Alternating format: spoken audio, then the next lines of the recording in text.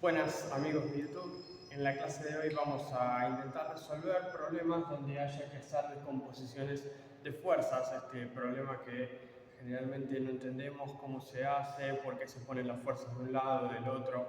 Bueno, van a ver que es más fácil de lo que parece, pero tenemos que primero tener nociones matemáticas al respecto, ¿sí? Entonces vamos a iniciar hablando de triángulos rectángulos. Recordemos que los triángulos rectángulos son aquellos que tienen un lado recto, se ponía ese cuadradito, ¿sí?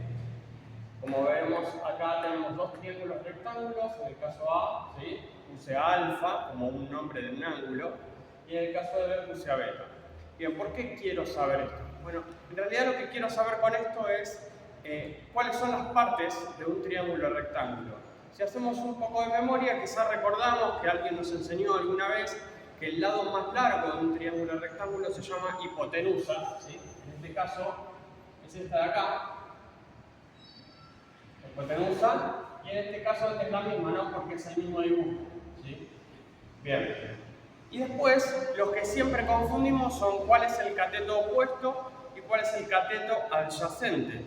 Bien, una forma fácil de recordarlo es, si yo estoy mirando este ángulo, ¿sí? El cateto opuesto es el que en general se para como en la vereda de enfrente, por decirlo, ¿no? Como el que está vertical al ángulo, ¿sí? Por eso es el opuesto, el contrario. Entonces, si yo estoy mirando este ángulo, el cateto opuesto parece ser el que está acá, ¿sí? El que se opone, el que está enfrente, el que se enfrenta, ¿sí? Así que a este lo vamos a llamar cateto opuesto, ¿sí? Bueno, en este triángulo ahora vamos a analizar porque puede llegar a cambiar. Mientras que el que queda, que es el que comparte el vértice, ¿sí? El vértice es donde se juntan las dos rectas, ¿sí? Este punto es el vértice. Bueno, el que comparte el vértice con el ángulo, ¿sí? Y la hipotenusa es el cateto adyacente. ¿Bien? Perfecto. Entonces ya tengo nombrados los tres ángulos. Obviamente, los tres lados, perdón. Obviamente esto puede cambiar si yo modifico el ángulo que estoy observando. Por ejemplo, en el caso B, está bien, la hipotenusa sigue siendo el lado más largo. Pero ¿qué pasa ahora? Yo estoy mirando el ángulo beta. ¿Cuál es el lado que se opone al beta? Bueno, el que se opone es este que está acá abajo. Así que en este caso particular, el cateto opuesto será el que está ahí abajo y este será el que comparte el vértice, cateto adyacente. ¿Sí? Bien, eso es muy importante tenerlo en cuenta para poder pasar al siguiente paso, que es, cuando hago una descomposición y me dicen cateto opuesto y cateto adyacente, ¿a cuál se están refiriendo? Bien, ese es el primer punto. El segundo punto es recordar una regla memotécnica que se llamaba SOHCAHTOA, ¿sí? ¿Para qué me sirve SOHCAHTOA? Bueno, para recordar tres ecuaciones que me van a servir mucho cuando tenga que hacer una descomposición. Veamos. La palabra SO significa seno del ángulo, yo acá puse alfa, podría ser cualquier otro, seno del ángulo es igual a opuesto dividido hipotenusa, ¿sí? Como ya podrán advertir, lo mismo va a pasar con nosotros, ¿no? Coseno del ángulo va a ser igual al adyacente dividido la hipotenusa. Tangente del ángulo va a ser igual al opuesto dividido adyacente, ¿sí? Entonces ya tengo tres ecuaciones que me van a servir a futuro. Así que ya sabemos cuáles son los lados, ya tenemos las tres ecuaciones para poder descomponer una cierta fuerza, que es para lo que nosotros estamos aprendiendo esto, ¿sí? Vamos a ir a un paso más y con esto pasamos a los ejercicios. El siguiente paso es entender qué es un diagrama de cuerpo libre. Siempre los profes nos dicen, antes de resolver este tipo de problemas, hagan el diagrama de cuerpo libre. Pero, ¿qué es un diagrama de cuerpo libre? Bueno, básicamente es un dibujo. Es un dibujo donde tienen que aparecer representadas todas las fuerzas, ¿sí? Es decir, si a mí me dan un ejercicio como este, la cantidad de fuerzas a simple vista que yo veo parecerá ser una sola. Vamos a ver que hay muchas más, pero en principio parece ser una sola. Bueno, en un diagrama de cuerpo libre tienen que aparecer dibujadas todas las fuerzas que aparecen únicamente en el eje X y en el eje Y. ¿Y qué pasa con esto? Porque esta fuerza aparece en diagonal, no es que está en X o en Y. Bueno, si está en diagonal, en vez de escribir la fuerza en diagonal, voy a escribir su descomposición. Nosotros deberíamos saber ya que si yo tengo una fuerza en diagonal, quiere decir que parte de esa fuerza está haciendo sobre el eje X y parte de esa fuerza está haciendo sobre el eje Y. ¿Sí? Siempre que, por ejemplo, yo levanto una mesa y la arrastro, parte de esa fuerza, si van a ver que levanta las patas, parte de esa fuerza está haciendo en el eje Y para levantar las patas y si la estoy moviendo hacia allá, parte de esa fuerza está haciendo en el eje X. Por lo tanto, una descomposición de fuerza es decir, bueno, si yo tengo una fuerza en diagonal, ¿cuánta de esa fuerza que estoy haciendo es sobre X y cuánta de esa fuerza es sobre el eje Y? Eso es básicamente lo que tenemos que entender. Entonces, vamos a ver el diagrama de cuerpo libre. Entonces, como bien les dije, un diagrama de cuerpo libre, al que vamos a llamar DCL, ¿sí? Es hacer un gráfico de la situación que nos piden. A nosotros nos dicen que tengo un cuerpo de masa de 10 kilogramos con una fuerza de 20 newtons que forma un ángulo de 45 grados. Y me están pidiendo la aceleración en X, ¿sí? Bien. Entonces, yo primero voy a intentar hacer el diagrama, ¿sí? Lo primero que hago es ordeno el problema, es decir, primero me fijo todas las fuerzas que aparezcan en el eje X. Bueno, si yo miro este dibujo en el eje X horizontal, cuando digo el eje X me refiero a los ejes cartesianos que nos enseñaron 1000 veces en matemática, ¿no? Bueno, en el eje X no hay ninguna fuerza. Recordemos que esto está tanto en X como en Y. Pero en X solo no parece haber ninguna fuerza, ¿no? Si hubiese, aparecería algo así, por ejemplo. ¿Sí? Pero en este caso que yo les di recién, no aparece de esa forma. Por lo tanto, puedo decir que en el eje X no hay ninguna fuerza. Bien, no dibujo nada entonces. Ahora, en el eje Y vertical, tampoco aparece ninguna fuerza a simple vista. Bueno, acá tenemos que pensar un poquito en las clases que vimos anteriormente, ¿no? Este objeto tiene masa, ¿sí? Y si tiene masa por encontrarse en el planeta Tierra, por lo menos acá, ¿sí? Tiene un cierto peso. ¿Y el peso qué es? Claro, el peso es una fuerza. ¿Y hacia dónde apunta el peso? Y apunta hacia abajo, ¿no? Por la gravedad. Perfecto. Entonces, acá voy a hacer una flecha hacia abajo que indica el peso, ¿sí? Siempre que un objeto está apoyado sobre una superficie, tiene cierta masa, el peso empuja hacia abajo. Bueno, puede no estar apoyado, digamos, aparece esa fuerza que empuja hacia abajo. Por otro lado, como ya hemos visto, siempre, ahora sí, esto es lo que quería decir recién, siempre que un objeto está apoyado, aparece una fuerza que contrarresta el peso, ¿sí? Si está apoyado en el suelo, aparece una fuerza que, como bien vimos nosotros en las clases, la llamamos fuerza normal o fuerza de soporte. En algunos libros también aparece así. ¿Qué quiere decir fuerza de soporte? Bueno, lo que habíamos visto es cuánta fuerza tiene que hacer el suelo para no romperse y soportar el peso del objeto que acabo de poner. Por ejemplo, si yo tengo una mesa, ¿sí? Lo puedo dibujar rápidamente para explicar. Si yo tengo una mesa, ¿sí? Y un jarrón encima, ¿sí? No soy muy bueno dibujando, como ya saben, pero si yo tengo una mesa y un jarrón encima, el jarrón, por solo tener masa y por encontrarse en el planeta Tierra, tiene un peso, ¿sí? Ahora, la mesa tiene que hacer fuerza para bancarse ese peso, ¿sí? Entonces, ¿cuánta fuerza tiene que hacer? Y la misma como mínimo que el peso del jarrón. Bueno, esa fuerza es una flecha en sentido contrario a la que llamamos fuerza de soporte o con una N mayúscula de normal, ¿sí? Bien, entonces, si este objeto está apoyado en el suelo, tiene, el primero que nada tiene el peso, pero tiene una fuerza de soporte o normal hacia arriba. Vamos a ponerle fuerza de soporte.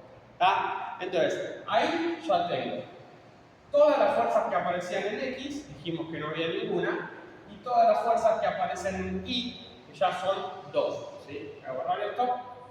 Bien. ¿Y ahora qué hago con la diagonal? Porque vos me dijiste que eran todas las que aparecían en X, todas las que aparecían en Y, más las diagonales que hay que descomponerlas. Bueno, ok, la descomposición es así de fácil. ¿Cuánta de esta fuerza está haciendo sobre el eje X? Bueno, será una flecha que aparece para allá, ¿no? Y la vamos a llamar F con el subíndice X. ¿Por qué le pongo el subíndice? Bueno, para indicar que es esta misma fuerza, por eso se llama igual, pero es cuánta de esa fuerza es realizada sobre el eje X, ¿sí? Y a la vez pasa algo que es cuánta de esta fuerza está siendo realizada sobre el eje Y. Así que vamos a llamarla F con el subíndice Y, ¿sí? Cuánta de esta fuerza está haciendo sobre Y, ¿sí? Y pasan dos cosas importantes. La primera es que ya las tengo en vertical y en horizontal, por lo tanto las puedo escribir acá. Fx y la otra es Fi, ¿sí? Acuérdense que en el diagrama de cuerpo libre solo pongo horizontales y verticales, nunca las diagonales. Entonces, puse todas las horizontales, puse todas las verticales, ¿sí? Lo puse en un orden porque me es mucho más fácil. Primero miré en X, después miré en Y y por último miré las que estaban en diagonal y las descompuse. Otra cosa que quedó importante acá es que se me formó un triangulito rectángulo ahí, ¿sí? Y esto me va a llevar al paso anterior, ¿sí? Pero lo vamos a ver en pocos segundos. Bien. Acá termina mi diagrama de cuerpo libre. Ya puse todas las fuerzas que aparecen. Bien. Este es el primer paso, ¿sí? ¿Cuál es el segundo paso? Bueno, el segundo paso para resolver este tipo de problemas donde hay que descomponer fuerzas es escribir la ecuación de Newton, ¿sí? La ecuación de la segunda ley de Newton, que dice que la suma de todas las fuerzas es igual a la masa por la aceleración. El paso 2 de este problema, luego de haber hecho el diagrama de cuerpo libre, es utilizar la ecuación de Newton. Esa que dice que este chirimbolo significa la suma de todas las, y en este caso hablamos de fuerzas, así que son la suma de todas las fuerzas. Es igual a la masa por la aceleración, la famosa segunda ley de Newton, ¿sí? Bien. ¿Qué tengo que hacer acá? Bueno, primero que nada, tengo que pensar en qué me están pidiendo. Me están pidiendo que calcule la aceleración, pero no en cualquier lado, sino en el eje X, únicamente en el eje X, ¿sí? Entonces, solo voy a escribir lo que pasa en esta ecuación en el eje X. Todo lo que suceda en el eje Y no me interesa para nada. Bien, entonces, ¿cuáles son todas las fuerzas que aparecen en el eje X? Bueno, tengo que revisar el diagrama de cuerpo libre y decir, bueno, sobre el eje X, ¿cuántas fuerzas aparecen? Y bueno, ustedes ya habrán notado que aparece una sola, Fx, ¿verdad? Es la única fuerza que aparece sobre el eje X. Así que acá voy a poner Fx. Y como es la única que aparece, llamándolo igual, bajo la masa, y la aceleración es la aceleración en el eje X, porque me están pidiendo eso. Obviamente esto me podrían haber pedido cuáles son todas las...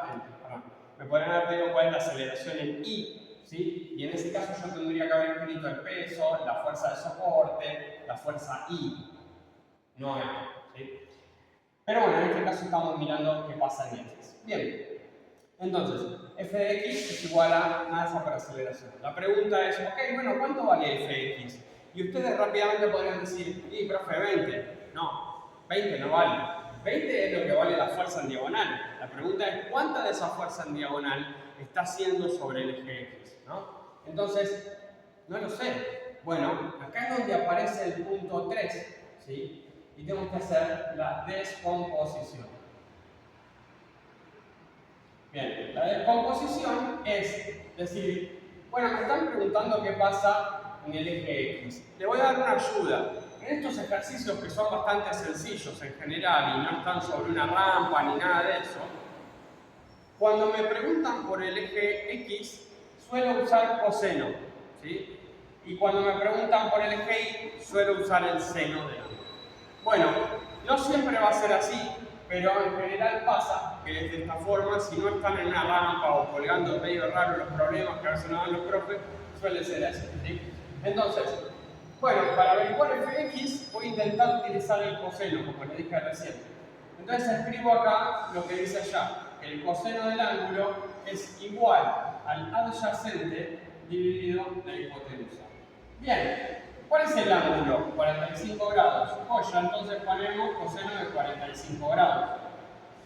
¿Y cuál es el adyacente? A ver, miro este triángulo y el adyacente al ángulo alfa es fx. ¿Se acuerdan? El opuesto es el que estaba enfrentado y el adyacente es el otro, ¿no? El que queda en diagonal y el más largo obviamente es la hipotenusa. Por lo tanto, el adyacente es fx y la hipotenusa, como bien lo dijimos recién, es f. Bueno, dos cosas. Voy a agarrar la calculadora, si bien este es un ángulo fácil, la encendemos. Fíjense siempre cuando trabajen con esto que acá les aparezca una D chiquitita, una D de dedo, ¿sí? Porque si les aparece una R van a tener problemas para poder resolver estos problemas, ¿sí? Entonces, pongan el botón cos, que significa coseno, 45. Solamente eso, cos 45, y les tiene que aparecer un número con un montón de decimales, que es 0,707. Bueno, nosotros vamos a redondear y vamos a tomar solamente 0,7. ¿Sí? Entonces, pongo acá 0,7. Es igual a f de x, que no tengo una pálida idea de cuánto vale, ¿sí? Dividido f, que sí sé cuánto vale f, vale 20 newtons, ahora sí, 20 newtons. Ok, yo quiero saber cuánto vale fx, así que este que está dividiendo pasa para el otro lado multiplicando. ¿Sí? Y si hacen esta cuenta, les va a dar algo así como 14 newtons. ¿Bien? Bueno, 14 newtons. ¿Para qué calculé ese valor? Para venir acá adentro y en vez de poner f de x, voy a poner cuánto vale. Vale 14 newtons. 14 newtons. Perfecto. ¿Y la masa cuánto vale? Y valía 10 kilogramos. Ya ponemos 10 kilogramos. ¿Sí? Por la aceleración x. Bueno, ya está terminado esto, ¿no? El 10 está multiplicando a la a, así que lo paso dividiendo. Me queda 1,4 newtons dividido 10.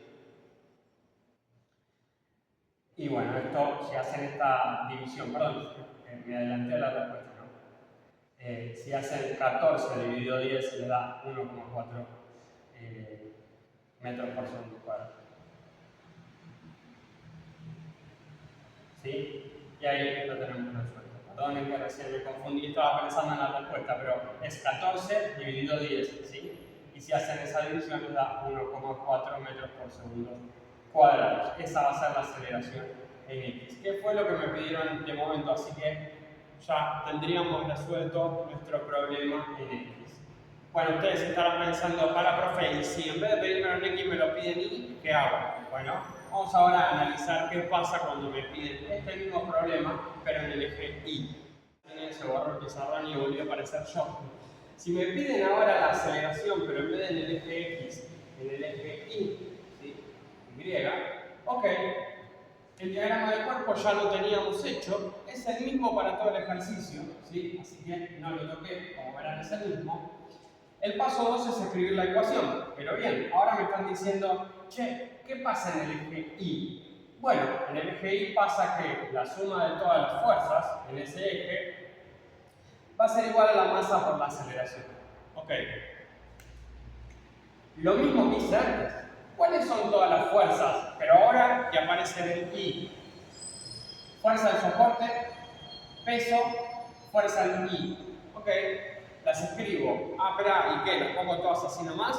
No. Si aparecen para arriba, como los ejes cartesianos, son positivas. Si aparecen para abajo, como los ejes cartesianos, son negativas, ¿no? En X pasa lo mismo. Si aparece para allá, es positiva. Si aparece para atrás, es negativa. Bueno, fantástico. Entonces acá yo tengo que fuerza de soporte menos peso más FI es igual a lo que siga, ¿no? Fuerza de soporte positivo porque va para arriba, menos peso negativo porque va para abajo, más FI positivo porque va para arriba. Esas son todas las fuerzas, por eso es la suma de todas las fuerzas. Bien, ¿y esto es igual a quién? Es igual a la masa por la aceleración ¿en dónde? En el eje Y, porque ahora me están pidiendo eso. Fantástico. Bueno, acá van a ver que hay algunas cuestiones importantes que nos van a ayudar a cancelar. ¿Yo podría calcular el peso? Sí, puedo, porque si lo recuerdan, el peso se definía como la masa por la gravedad del lugar.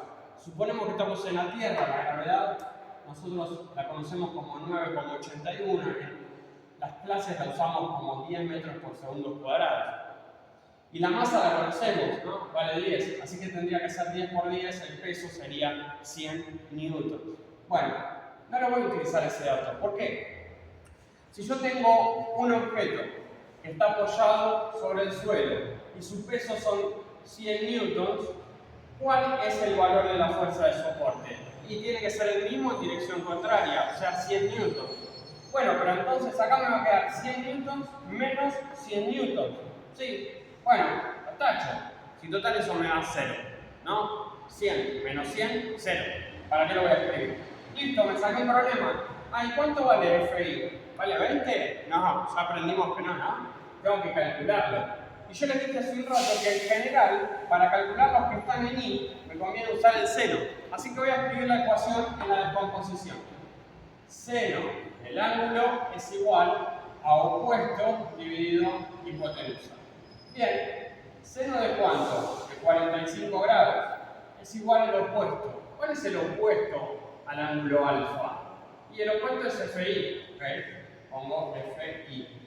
¿Y cuál es la hipotenusa? Y es F. Bueno, pongo F. El seno de 45 en la calculadora les aparece con el nombre de sin. ¿Sí? Así que seno de 45 le va a dar 0,7 también. ¿Sí? No siempre el coseno y el seno dan el mismo valor, solamente cuando el ángulo es de 45 grados, ¿sí? Así que acostúmbrense a hacer la cuenta igual. 0,7 es igual a FI, que no conozco su valor, dividido F, que vale 20. Bueno, si lo pasan multiplicando, otra vez les va a dar 14 newtons, ¿sí? Y ahí tengo el valor de FI. Bien, ¿para qué? Para venir acá y en vez de poner FI, poner 14 newtons igual a la masa, que valía 10 kilogramos, por la aceleración en I. Y sí, ya se dieron cuenta que nos va a dar el mismo resultado de antes, ¿no? 14 dividido 10 es igual a la aceleración en I. Y esta división me da 1,4 metros por segundo cuadrado. En I. Bien, insisto, ¿por qué nos dio el mismo valor de la aceleración en X y en Y? Porque el ángulo es justamente 45, que es la mitad de 90 grados. ¿Sí? Si hubiese usado un ángulo como 30, 20 o cualquier otro ángulo que no sea 45 grados, los valores de las aceleraciones en X y en Y me hubiesen dado distintos. Les voy a dejar otro videito para que vean un ejercicio distinto armado con ángulos distintos y donde aparecen más fuerzas para que se pongan a prueba ustedes, mientras lo van escuchando, vayan realizándolo, adelántense, si quieren pueden parar el video, y a la vez vayan revisando que estas cosas que les digo de los ángulos varían los resultados también, ¿no? Así que bueno, espero que esto haya sido útil para ustedes, nos vemos en el próximo video. Chao.